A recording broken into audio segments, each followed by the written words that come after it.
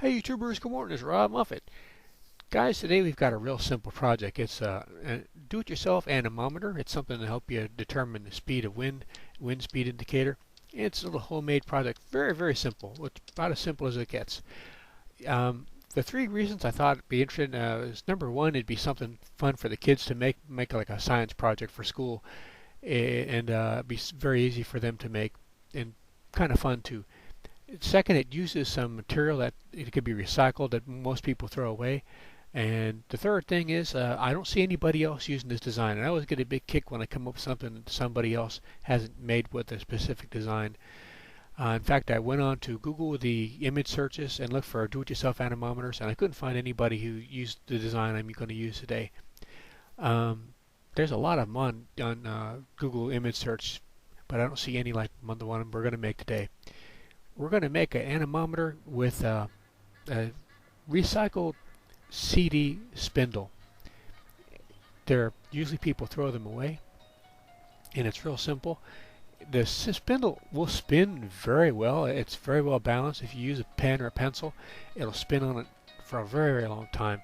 And if you put something very lightweight on it to make it rotate in the wind, it'll not have a lot of friction, and it'll be pretty accurate. Well, no, actually it won't be very accurate, but it'll give people an idea how anemometers work. You're going to have to calibrate it. I'll talk about at the end.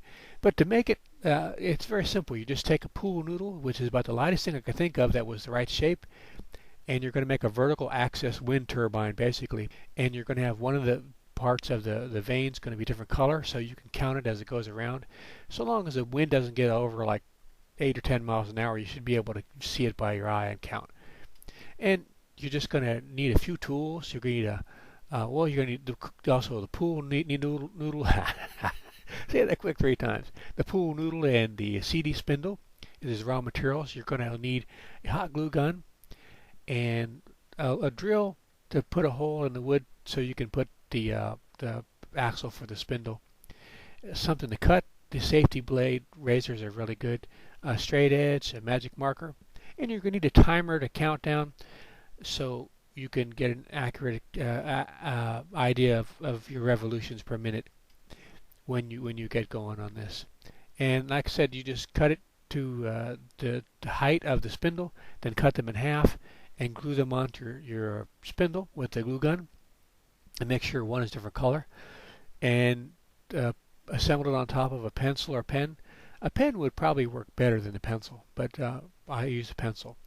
And it works out pretty good, guys. Now, so long as you make sure they're equal in size and you place them equidistant from each other, it'll be pretty well balanced. And then put it in the wind and just measure as it goes around and count, and then I'll show you the math at the end. We don't want to scare you right now, give you the math. Or else I'll put it down below the video. You know what I'm going to do? I'm not going to show you the math. I'm going to give you a link to a guy who's a science teacher who explains it much better than I will on how you can do the math to accurately get the speed of your wind speed anemometer. But you can also do 2 other things. You could attach it to a bicycle or a car that has a speedometer, so you could count the revolutions at a certain speed. Or you could if you had a digital wind speed anemometer, you could match it to yours and it calibrate it that way. So there's several different ways you could go with this. But it's a very simple science project, guys, that isn't being used by anybody else. And I thought it'd be a fun project for the kids. Hope you like this little project, guys. I put on new stuff every week, and I got a lot of stuff on playlists and different items every week. So give this little project, if you got kids, give this little project a try, guys. I think you might find it interesting to make. Really fun, easy, and simple, inexpensive, and very little time. You could basically finish it in the amount of time I've talked. Alright, guys.